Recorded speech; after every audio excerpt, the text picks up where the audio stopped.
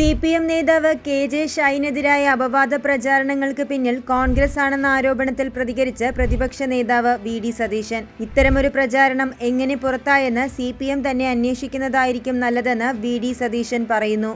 ഇതുപോലത്തെ ഏത് കേസുണ്ടെങ്കിലും എന്തിനാണ് തന്റെ നെഞ്ചത്തേക്ക് കയറുന്നതെന്ന് മനസ്സിലാകുന്നില്ലെന്ന് സതീശൻ പറയുന്നു.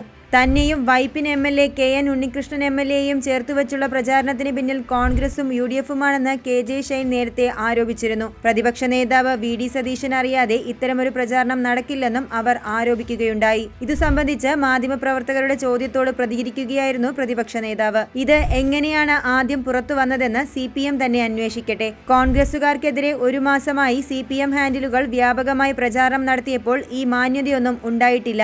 അപ്പോൾ കോൺഗ്രസ് ഹാൻഡിലുകളിലും പ്രചാരണമുണ്ടാകും. കോൺഗ്രസ് നേതാക്കൾക്കെതിരെ ഈ കാര്യങ്ങളൊക്കെ വെച്ച് പ്രചാരണം നടത്തിയപ്പോൾ മനുഷ്യാവകാശവും സ്ത്രീ സംരക്ഷണവും ഒന്നും ഉണ്ടായില്ലേ എന്നും പ്രതിപക്ഷ നേതാവ് ചോദിച്ചു.